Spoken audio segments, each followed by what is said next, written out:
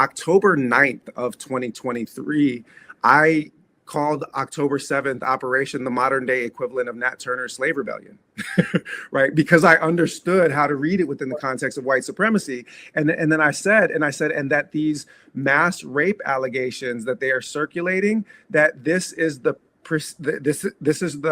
preceding proximate cause that they want to try to offer for mass lynchings, right? So that you have a rebellion of the oppressed, then false accusations of rape, any of this sounding familiar, and then mass collective punishment in the form of lynching. Is that once I understood how to read Zionism as white supremacy, because actually it was Malcolm that framed it in those terms, and I can talk about that in a minute, then you start to understand that the playbook never changes, right?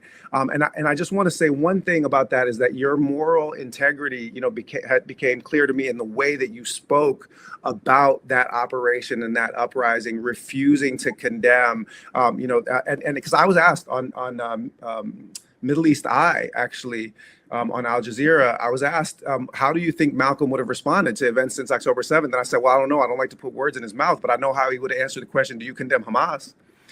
Right. And then I continued. I said, because the right of occupied people to resist their occupation up to and including armed resistance is something that's enshrined in international law. It's not debatable. I argue further that it is our responsibility to resist occupation. It's your responsibility to resist, this never-ending stream of harm upon your people. I can't, if somebody tries to enter my home and harm my special needs son, I can't say I have a right to resist, but I'm going to forego that right and let them harm people that are in my care. It's a responsibility. It's not just a right.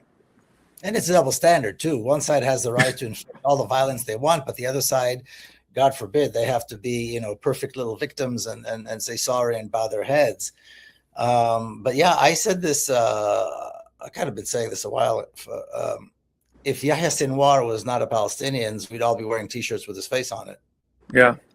He's like, it would be like Che, it'd be like Malcolm, it'd be like, but because he's Palestinian and they always invoke the Hamas issue, then of course you can't do that because you're supporting terrorism and so on.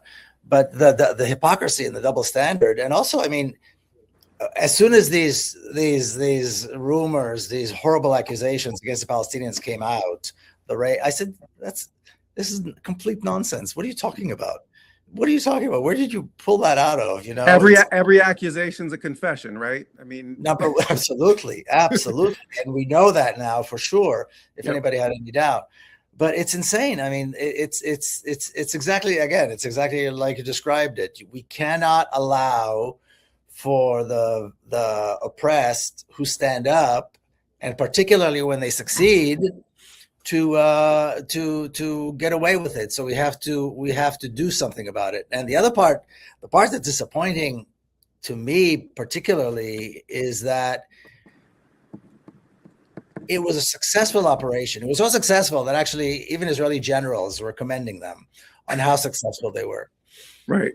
But their ability, because they're breaking away from a concentration camp, because they're breaking away from, something that could maybe be described as a maximum security prison. Yep. Whereas their resources are limited. Yep. So they're able to do what they did. And then where's the world coming to finish the job? Support them. Look what they did. Look what they did. And I don't know if you remember this, but a couple of years ago, there was a prison escape. 6 Palestinians escaped from this maximum security prison using a spoon.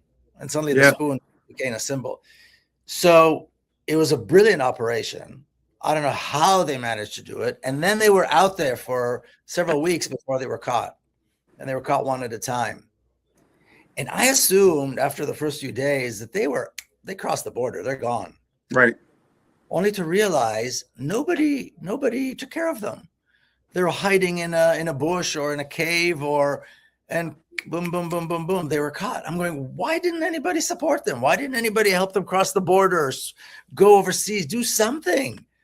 And it's the same story again and again and again. The Palestinians are showing incredible courage. And where are we? Huh? And where are we? Where are we? How come we weren't there to support them, to finish the job, to help them out? Instead, we're sending them weapons to wipe out hundreds of thousands of people in a concentration camp. Why are we never there? Why is the world never there? And I don't, I mean, I know why, but it's just incredibly disappointing every single time these things happen, and things become always worse for the Palestinians, always worse, always worse, always worse. And it's a ridiculous question. What's it going to take before the world wakes up finally and says, okay, done?